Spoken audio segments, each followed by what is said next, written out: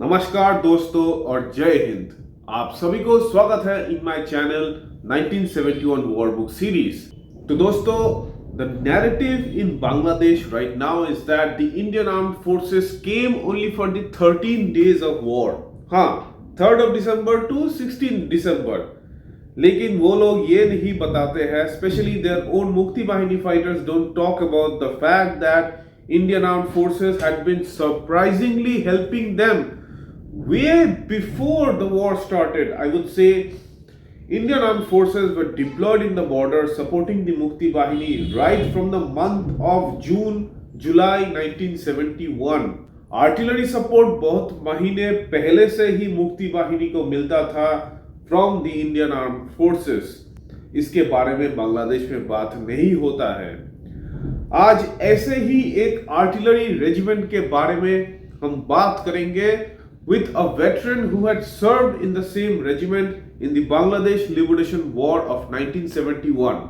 This is the first part of the video and I will be introducing Colonel Pradeep Saxena to our program today, where he will be talking only about his experiences of the first half of the 1971 war, his initial actions against the Pakistani forces, including supporting the Mukti Bahini and the entire deployment of the 82 Light Regiment armed with Brandt mortars in the Tripura border close to the Belonia bulge. So let's welcome Colonel Pradeep Saxena to our program today. Debu, I am Colonel Pradeep Saxena, retired. I am a second generation army officer and belong to the family where 9 members of my family have served or are serving the Army, Navy and Air Force of this country. The first person to set the ball rolling was my father, now late. And then there were other family members, including my uncle, my brother, my brother-in-laws, my co-brothers, etc. and all. There are total 9 who are there from the family who have served the nation. My younger brother and I were both very fortunate, as well as my uncle Chachaji, my father's youngest brother. All 3 of us were very fortunate to participate in the War of Liberation of Bangladesh in 1971. Years later, my brother and I were also very fortunate to participate in our own respective ways in the Kargil War. Okay, in 1990, yeah. Okay, so we have had from the family, we have had both of us, immediate brothers, this is my immediate younger brother, already having been into there. My brother-in-law is the one who has killed a terrorist in the hijack in Amritsar in 1991. In the Indian Airlines hijack. It was known as Operation Ashramegh. He was that time with the NSG. He has got a gallantry award. So has my brother. So I mean that is my family's background. Wonderful, sir. I started off studying for medicine, but my heart was onto the armed forces, and my father finally gave in and allowed me to join the NDA. I joined the NDA on 30th December 1965, along with my childhood friend, Group Captain Rajiv Lakwara, Vice and a medal. We both just 16 years old. We had boarded the train, and that is how the journey in uniform, which lasted for 35 years, started. Okay. So that is brief is a little bit about me.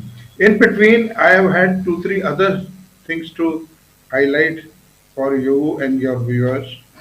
I have been singularly fortunate that though I am an artillery man, I have been involved in counterinsurgency operations in an infantry role in Bajrang in Assam against the terrorists in Punjab in Pakistan and against the terrorists in Jammu and Kashmir during the period 1998 to 2000. I have also had the good fortune of being the second in command of my regiment. When we were involved face to face with the Chinese in the Sundorongchu incident, in August 1986. They had entered into our territory and we were eyeball to eyeball. In fact, we were just separated by a barbed wire fence between them and us at the point of intrusion. I've also had the fortune of serving in Ladakh Mm-hmm. as well as on the line of control with Pakistan. And my entire service can be summed up as from Rajasthan in the west to Arunachal in the east. And the only area I have not served is the UP Tibet border. Acha, acha. Okay. That is the one that is Joshima, Darchula, etc. and all. Mm-hmm. Those are the areas I've not served. But otherwise, from Sikkim Mm-hmm.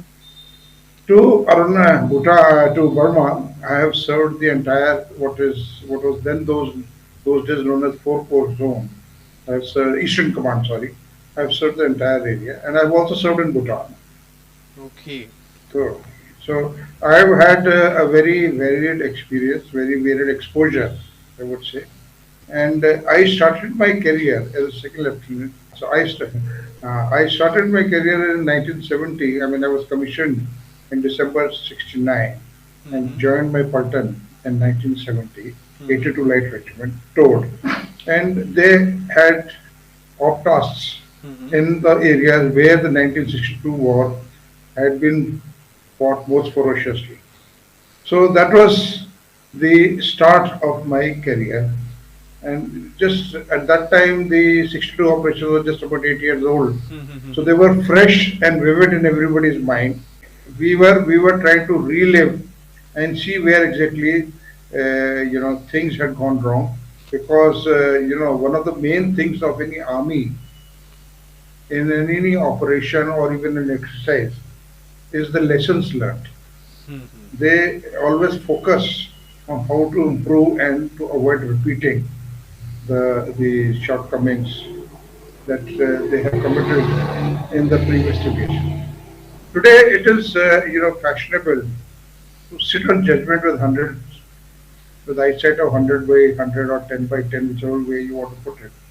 But we have to keep in mind that whatever actions were taken by those in the position that were, whether at the political level, whether at the army headquarters level, whether at the command level, or at the lower level, Mm-hmm. those were dictated by the terms then. It is very easy for us to sit today and say, why, Debu, you have not carried out this recording earlier, and why are you doing it today? Why Mm-hmm. didn't you do it 10 years earlier? So it is, this water boatery which has come about in our lives. Yeah. It basically is as a sad excuse and a means to deflect rather than get to the bottom of what the truth or the facts are.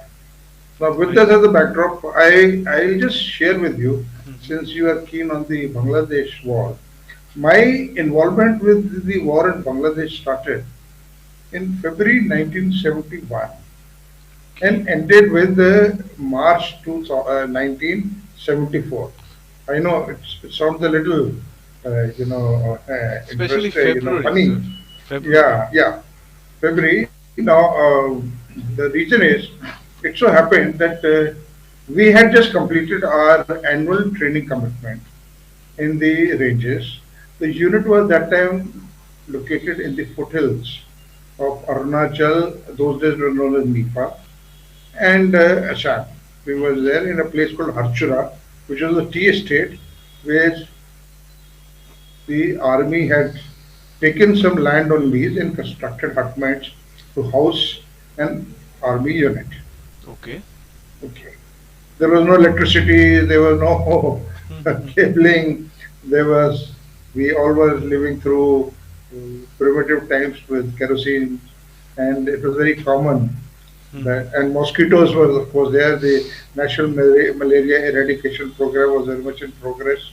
Mm-hmm. But the fact was that it was very common to come across wildlife like snakes and other Mm-hmm. reptiles of the area.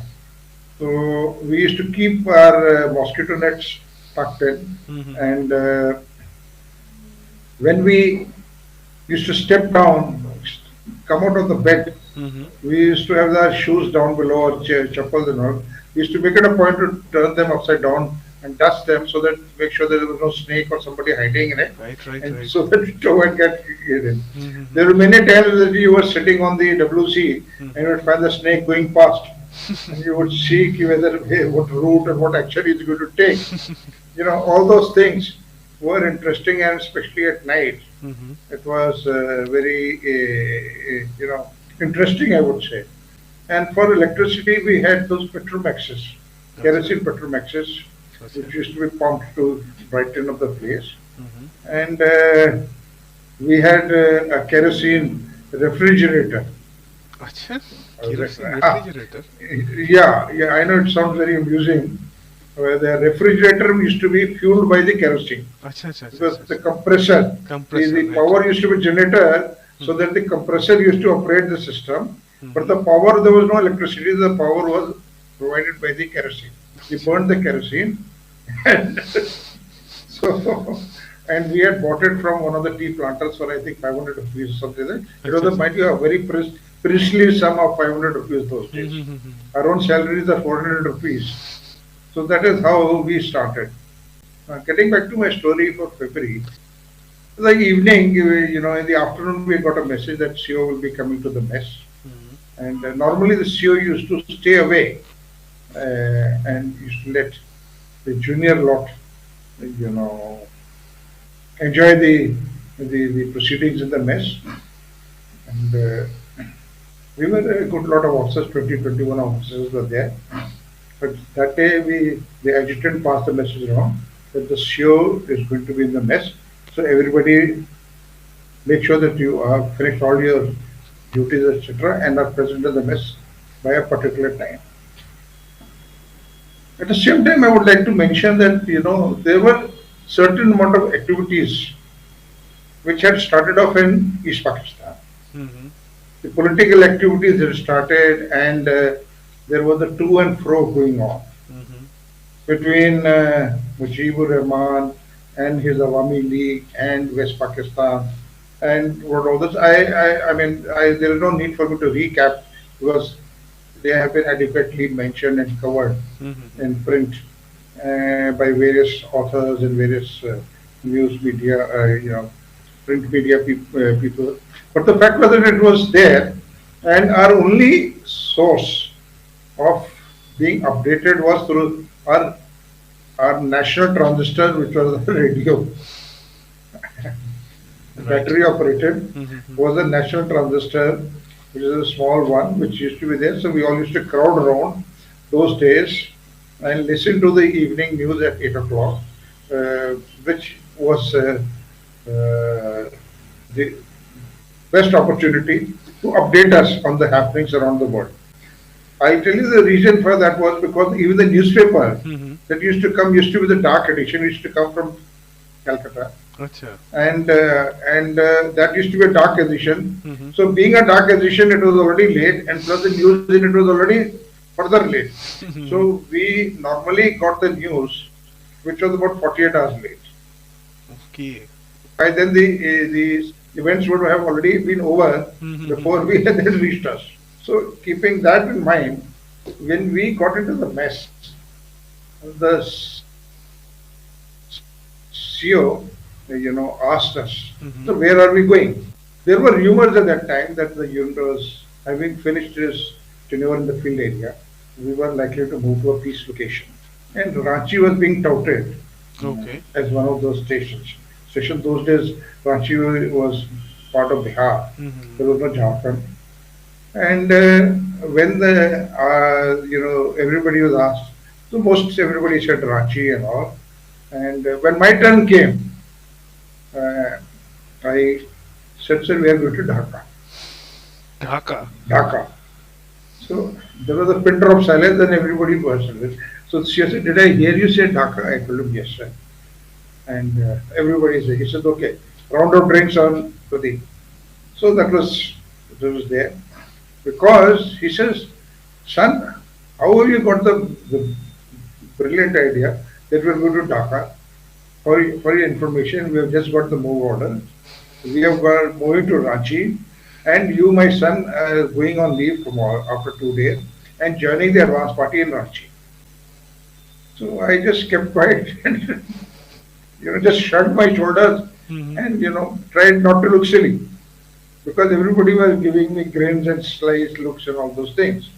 At that time, honestly, Debu, I did not know that my absolutely loose remark was going to become a reality 8, 10 months later.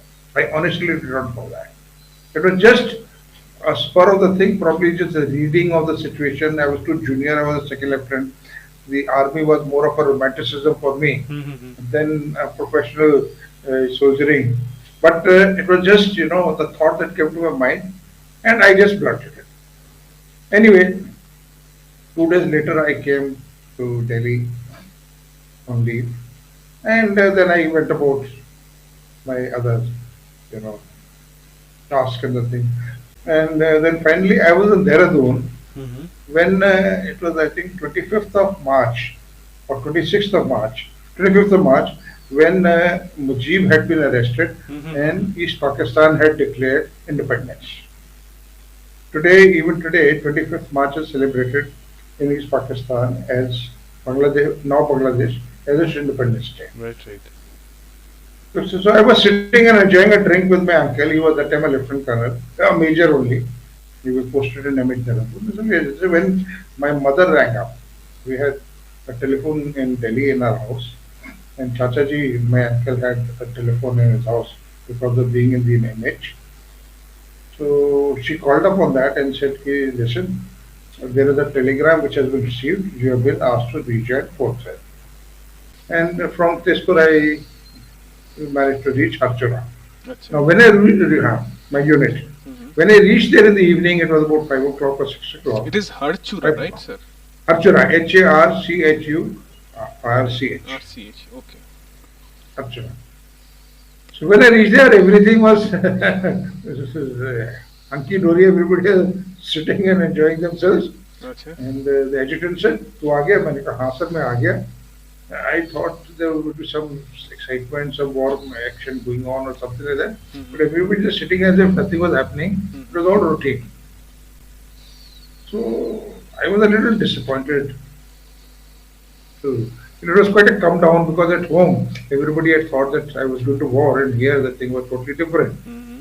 Finally, in the last week of May, we got the message finally that now your move to Agartala is cleared. You have been allotted to 57 Mountain Division. Okay. General Gonzalez. Yeah, and that signal came from Army headquarters, Mm-hmm. and they said there are three trains are being positioned.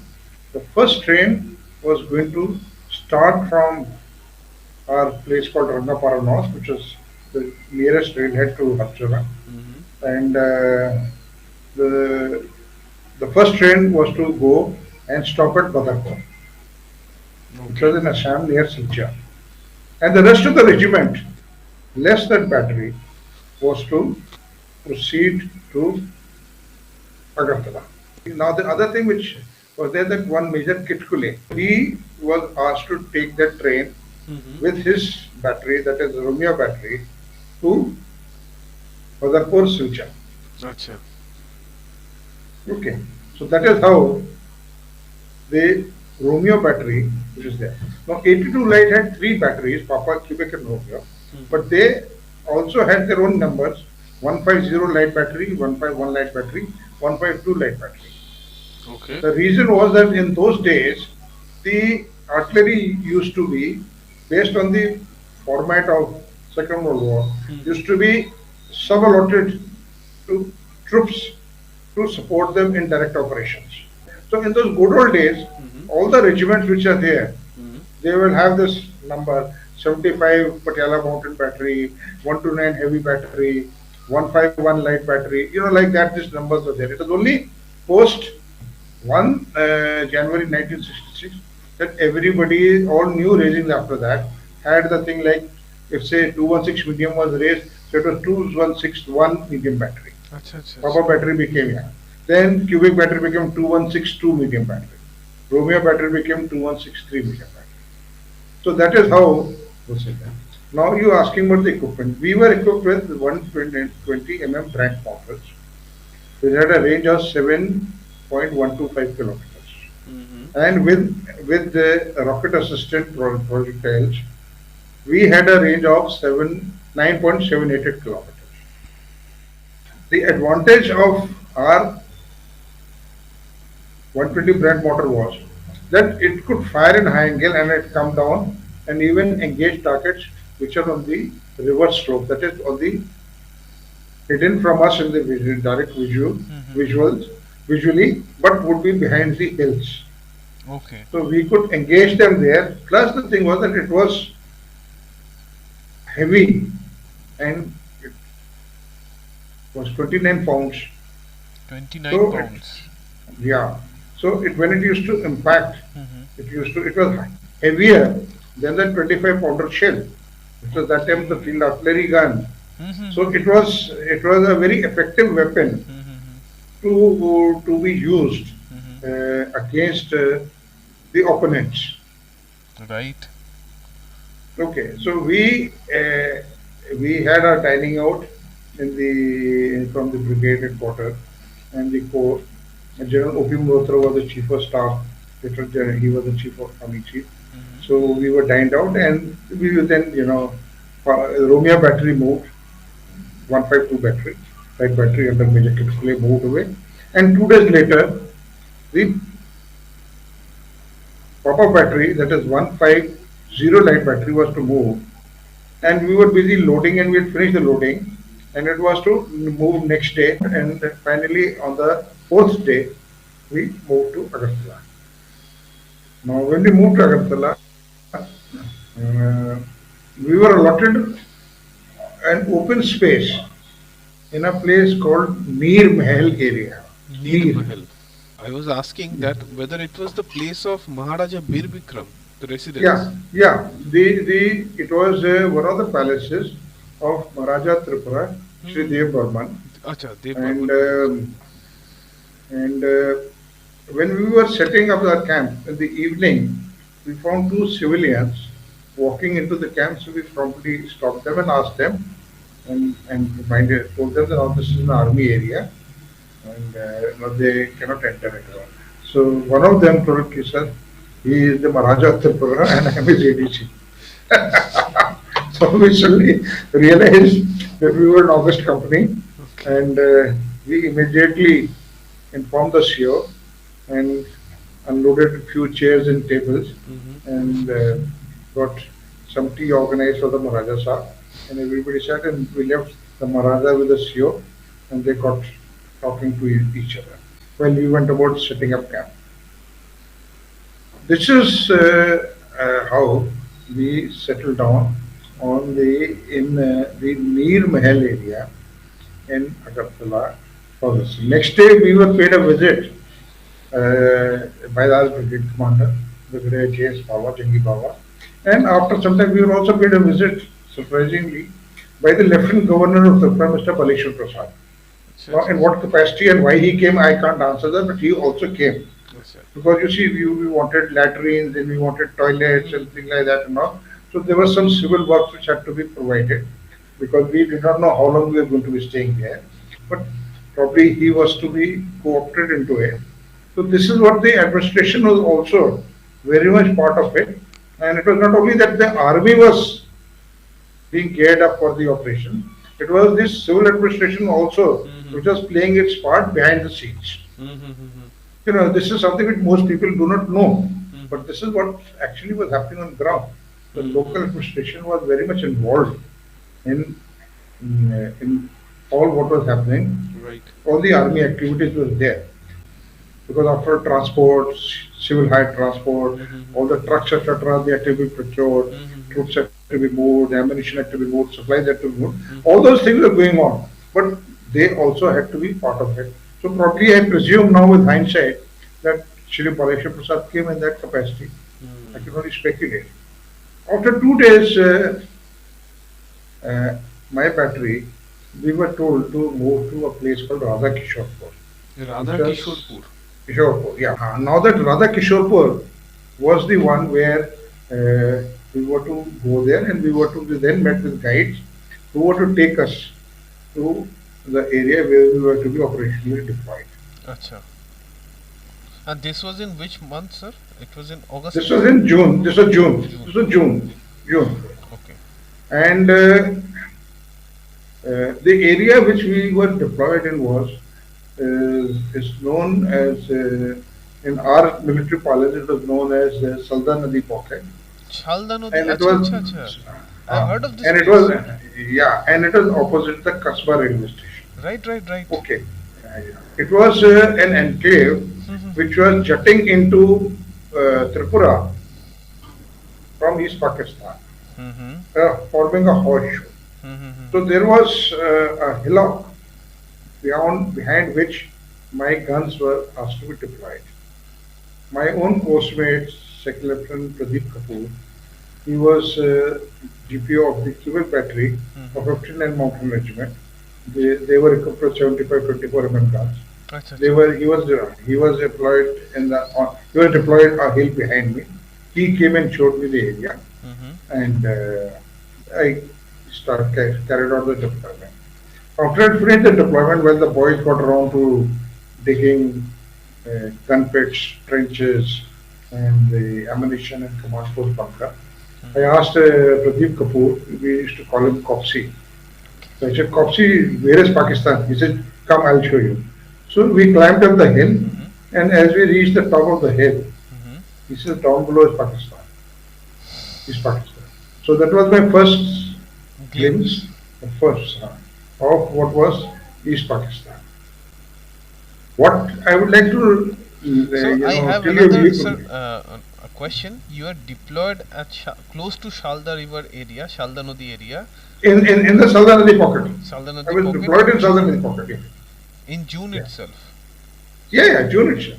Okay. And it was, I think, 20th June or something. By then, we had already moved there Then and did you deployed. give any fire support to the Mukti Bahini I'm, there? I'm just coming to that. Wow. I'm just coming to that. Because to be honest, So, sir, I have heard of the yeah, Shalda Nodi area from Mukti Bahini narratives that they were there. yeah, I'm just coming to that.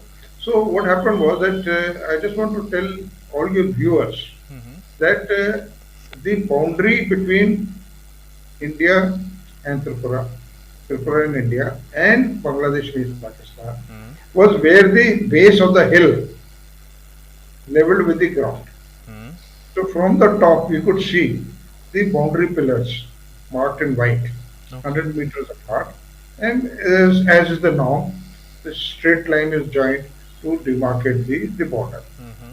between the boundary pillars. So where the forward edge of this hillock was, where it ended was India, and where it leveled off was East Pakistan. So I set up an observation post on top of the hill, and we came back. On 25th of June, we got the first Pakistan shelling into our gun area. For the first time, Pakistan artillery fired on us, and about 17 or 18 rounds which landed in about 15-20 minutes, landed in my gun position. Now, I do not know whether they were firing at me as part of a welcome, or whether they were firing at my coursemate Coxey's battery, but all 18 of them landed in my area. I'll be very honest with you. Uh, we all had taken positions because my unit 82 Light had taken part in the 1965 operation in the Burki sector. So people were already battle hardened, so they knew. So they had already some lying position. They could make out from the time where the sound that the gun had fired, the round was in the air, Mm-hmm. and they knew how to discern where the round is likely to go. So I also took a lying position. And as the rounds burst around, I could feel the vibrations through the earth. And one of them landed as close as about 25 or 35 feet away. So which was a pretty close call. And all of us were covered with dust. and smoke was there in the gun area and all those things. And then it suddenly stopped. Okay. So, so I then realized that the firing was over, and I was actually uh, quite shaken up. There's nothing to hide. I would be lying if I would say no, I wasn't. My knees are probably knocking along or shaking, and I was only hoping that the men don't see it. So I got up and all dusted myself, and I said, "क्या हुआ?" So they all looked at me. I said, "कोई बात नहीं, ये तो होगा, अब तो शुरू हो गया है. Now 3 rounds गन फायर करेंगे हम Pakistan position." So we had got Pakistan position, details with us. Mm-hmm. So I set battery target and gave out the orders, and we promptly fired 3 rounds back onto the Pakistan gun position. It was a barrage. Yeah. So we fired. We had 6 guns, so we also fired 18 rounds. Okay. So, so the men knew that Saab was scared, but he has overcome his fear. And Pakistan also realized that there is somebody there which is much heavier caliber to deal with. So thereafter, because the 75-24 was only 13 kg, 13 pounds. Mm-hmm. It was The much shell. lighter. It was half the weight of a 120 Brandt mortar. Mm-hmm. So for the next about 6 weeks, we had this regular duels between Pakistan and us. Sometimes they would fire at 4 o'clock in the morning, and we would fire it in the evening. They would fire at lunchtime, we would fire at dinner time, or we would fire at breakfast and they would fire at dinner. Like that, it carried on. It was free for all from both sides. Luckily, there were no casualties, but one thing which I would like to tell you is that during this phase, we got orders to train the Mukti Bahini in the handling of artillery equipment. Okay. So, 59 Mountain Copsey was given the task to train the Pakistanis in handling of 3.7-inch gun horse, and I was given the task to train them to handle 4.2-inch mortars. Okay. So, so Copsey raised the first Mujib battery, and I raised the second Mujib battery. And those days we didn't have to worry about any ranges or where to fire and all. You just aim the gun and fire it to Pakistan. That's all.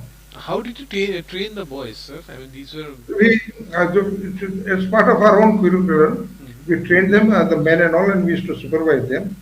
And there were 3 categories of people in the Mukti Bahini who were to be trained. One were the ex-army people. Acha. So they had a basic army background. Mhm. They may not have been artillery men or gunners, but they had a basic army training, so they were quick on the uptake. Okay. Then there were the paramilitary people, Acha. EPR.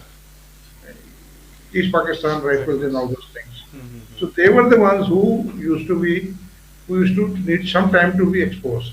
Acha. And then there were the local civilians who had the Josh Mm-hmm. but had no clue how to handle. They didn't know the front or the back of a barrel of a gun or a mortar. And many a time they nearly scared the daylights out of us by dropping the bomb live. Fortunately, it didn't go off. So there were our moments of fear and excitement, but that's how it was. In the month of August, we had the Romeo battery also, which we had, if you recollect, had stopped at Badarpur, joined the regiment and came and deployed to my north. Mm-hmm. And Major Kit Kule was deployed to my north, to where my battery was, to my north, in the same Sultan Nadi pocket area. Okay. And while moving, he had slipped and fractured his right arm. Acha. So his right arm was in plaster. Mm-hmm. Now, one day, it so happened that there was a Mukti Bahini operation on the Kasba railway station. Mm-hmm. It was not an army operation. It was purely a Mukti Bahini This was operation. September, right, sir? No, this is August. August. First week. Okay. Okay. And the Mukti Bahini people, they went some distance, but then the panic turned tail and ran back. Now, Major Kitkule, the Maratha and he couldn't swallow the people running away in the face of the enemy. So he had a walking stick. Mm-hmm. He gathered a few of the BSF personnel who were Sikh people, and he picked up those Mukti Bahini people in a motley crowd, and he led an attack back on the Kaswa railway station. He himself led that attack. Yeah. And we kept firing, and he kept leading the attack. And it was a very amusing sight sitting and watching from the top of the hill that the Mukti Bahini was saying Joy Bangla, the Sikh BSF personnel was saying Bole So Nihal, and one solitary Major Kitkule saying Bole Chhatrapati Shivaji Maharaj Ki Jai. And the Pakistanis were so surprised and shocked at their bravery or stupidity that they surrendered. Oh my goodness. This is never mentioned anywhere, sir. Wow. Yeah. Now what they did was that they captured and they brought them back. Acha. Now none of us knew what they had to do with them because there were no instructions with us on how to deal with prisoners of war. Okay. Now the Pakistanis are still under shock. On two in account, one because there were two batteries firing on them at Kasba railway station, and the fact that such a motley crowd had captured them. And the most terrified after all them was the railway station master, who says, I have nothing to do with it, why you brought me along. So anyway, next day everybody had landed up on top of us, and we quietly sent the Pakistanis back to their side because nobody had any orders what to do with them. They were not at war officially. War is not. These are only unofficial actions which are taking place on both sides. Achha. So we could not hold them back. There was no provision, and so we allowed them to go back, and we fed them and all, and we allowed them to go back. And the most grateful was the railway station master. He kept saying pranam, pranam, pranam. But that's what it was. And Major Kitkule was recommended for a gallantry award. And in December, he eventually got a Veer Chakra. Sure. For But the this- citation must have been of something else, I guess, or this one. Yes. No. It was covered. That he led the counter attack on this thing and all and captured it. So then, after that, my battery, because now Kirunga battery had also come in that area, my battery moved further south to Suburum district in Belonia. So that was there, and there are two BOPs there, Srinagar BOP and Amrighat BOP. So Now, this is close to Amrighat- Belonia. There is a Belonia pocket. Now, Amrighat is bang on the Feni River, where if you see the Tripura map, there is a V, near V, which is formed, so the BSF post is there. And Srinagar is a little bit, about 7, 8, 10 kilometers to its northwest before it. And it is just 50, 60 meters east of the Chittagong Dhaka road. Okay. Got it. So the post was just 50, 60 meters from the Dhaka Chittagong road. I had then also become part of that area which was being overseen by 4 guards. Okay, and 4 guards was being commanded by Lieutenant Colonel Himmat Singh. I guess. Himmat Singh. My CO was Lieutenant Colonel P.N. Ganju, and he was in Agartala, but Colonel Himmat Singh was the CO, who was commanding his 4 companies that deployed all over, and his Alpha company was deployed in the same area. So I was deployed as an RTOP with the BSF. Achha. The assistant commandant of the BSF there was one Mr. Ghosh, A.K. Ghosh. A.K. Ghosh, I've heard of him. Yeah, he was the next artillery person, Ex-artillery. ex-army, ex-artillery. and so we hit off pretty quickly, and we were there. Now, during this stay from August till October, uh, there were a number of cross-border actions, and I took part in four of them. Today we call them surgical strikes, but those days they were commando operations for the mission because I had done the commando course Acha, in acha. my first year of service. So Colonel Himmat was very happy that I was a commando trained officer, and he said, so I have another infantry officer with me, and so I used to go along with all those missions, and it was good fun. These were Taking with four guards, right, sir? Yeah, four guards we carried out the mission. Three of them were with four guards, and one of them was with 19 Rajan, who replaced them much later. That was in September. And they included, you know, blowing up bridge, attacking the convoy, attacking the Pakistan post, and things like that. So these were and we didn't go very deep inside into East Pakistan. Just barely about 5 to 7 kilometers from the sea because the Pakistan army was slowly being drawn towards the borders because of such actions. So there was no point. There was no Pakistan army beyond 7 or 8 kilometers in sight in the depth.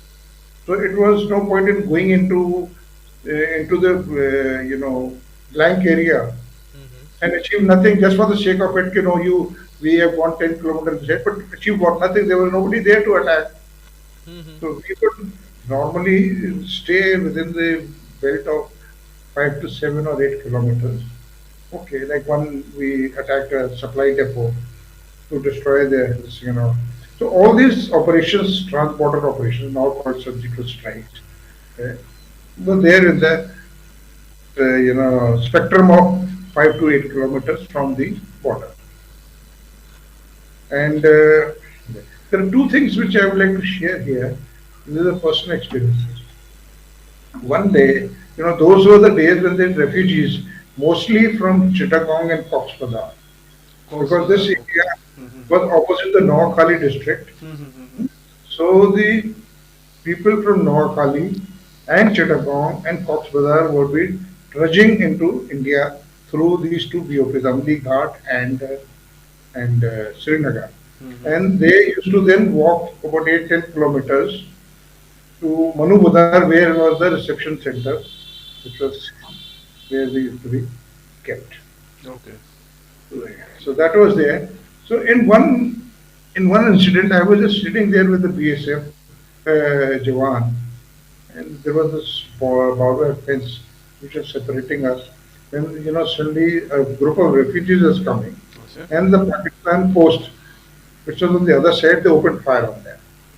Now, the result was that everybody ran helter-skelter. Uh-huh. Uh, uh, one child, one boy, was about 3 years old or maybe 4 years old or maybe 2 years old. He was left all by himself in the middle of that, firing. And his, he was absolutely, his face was ashen white with fear. And that was the first time I realized what fear was because he just didn't know what to do. And those people were trying to take pot shots at him.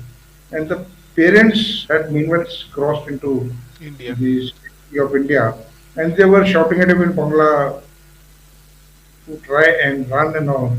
But we realized that if he ran, he could get hit and he could get killed. And he was actually mesmerized and struck, as if he had like that game of statue you play as kids. So this BSF Jawan and I looked at each other, and without giving us a second thought, we both jumped across the fence and ran across towards the child. He was about 100 to 150 meters away. And when the Pakistanis saw us running towards them, they started firing at us. So to avoid getting hit, we were both running zigzag. And the bullets were going, luckily for us, the bullets were going over us. They were not low enough to hit us. So we reached the boy and I put him down with my right hand. And as we lay down, I spoke to him to cool, calm down and all. But I could, with my hand on his back, I could feel the heartbeats. Thud, thud, thud. He was absolutely, Scared. he was absolutely scared out of his wits. Poor kid, 2 years, 3 years old. I don't know how old he was. And after he had gathered his wits and all, he got his breath. We slowly started crawling back. About 150 kilometers, both of us crawled back to the barbed wire fence. And all throughout, the Pakistanis kept trying to hit us. Luckily, their firing was went over us, and we did not present a big target. Probably, if we had tried to stand up and run, we would have got hit. But we crawled all the distance back, and that is how we got back. Now, when we got back, that mother literally, she hugged the kid and she fell at my feet. That was gratitude. You know, that was that was one, moment which I I live through it every time when I see a kid in fear. Brought tears to my eyes, sir. To be honest. Yeah. And the other is, that it was Raksha Bandhan, and there were two, three girls who were sitting near my gun position. I had come that day to do some puja and all in the gun position. So when I was going back to the OP, I found this I asked them, this, they are from Chittagong. And that was Raksha Bandhan, so I had those Rakhi and all tied on my hands. So one of them, the youngest, she asked Raksha Bandhan, I said yes. So then she started crying.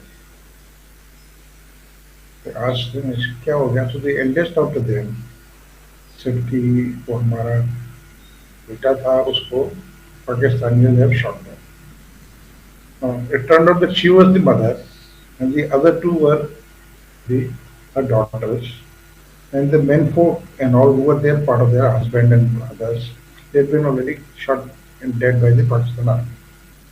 And the eldest daughter was, I think, 16, 17 or 18, had been kept back by the Pakistan army in their post. Pathetic. Yeah. So when I realized that, I just couldn't control myself. I said, okay, don't worry, we'll get her back. So I went to Ghosh. I said, sir, we must do something. He says, okay, so we asked for a flag meeting with the Pakistanis. As was expected, they denied. So I said, okay. So I told him, I said, sir, I'm going to take a small bunch of people and attack the post. He said, really foolish, you'll start a bloody war.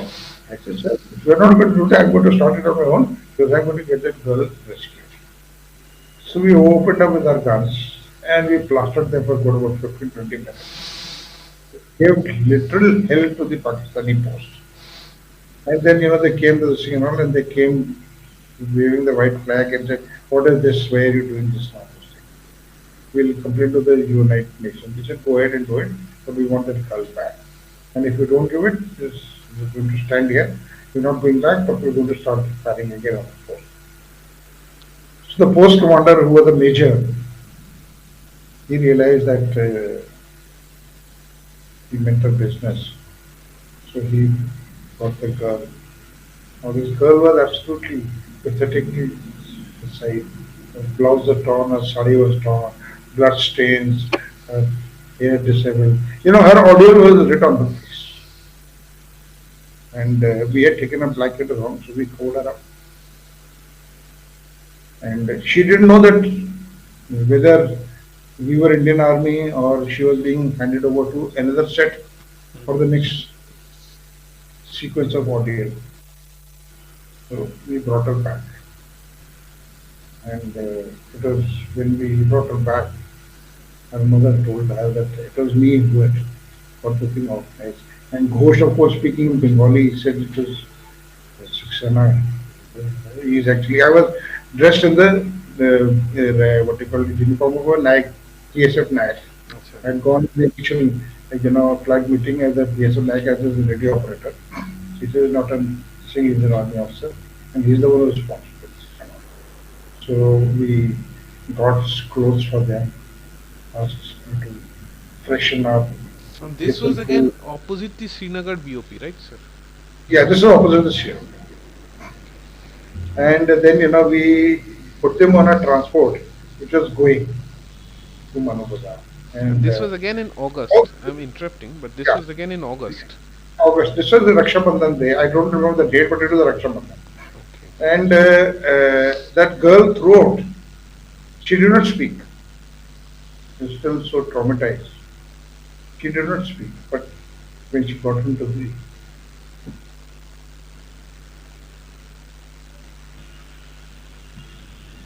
taken,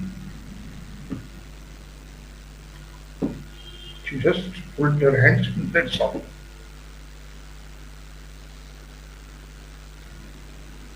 That was the only thank you she got. She went away. The whole family went away. And then we realized we didn't even know their names. We were so busy and trying to rescue her that we have not found out their names, their details, which place they came from, what exactly we doing there. But we were happy that we had saved somebody, rescued somebody, I would say, and saved them. Now, I honestly do not know whether this family went back to Bangladesh after the war was over, whether they stayed in Tripura, or whether they are now illegal immigrants. I have no idea because we don't even know the names. And that's just in October, there was a change of troops turnover. Somebody else came, and my battery came back to Agartala. Of course, it was extremely traumatic at the end. A lot of these kind of incidents happened in the Bangladesh Liberation War, and they have been forgotten by Bangladesh, I would say. But fact is fact, many women were also rescued both by the Indian Armed Forces and also by the Mukti Bahini, and also at the end, almost at the end of liberation itself, in many towns and cities.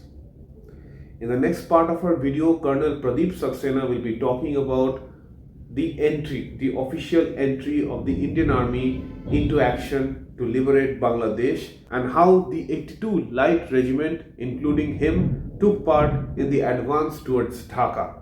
If you like this video and this emotional talk of Colonel Pradeep Saxena regarding the 1971 war, please like and subscribe to my channel. Thank you so much for listening.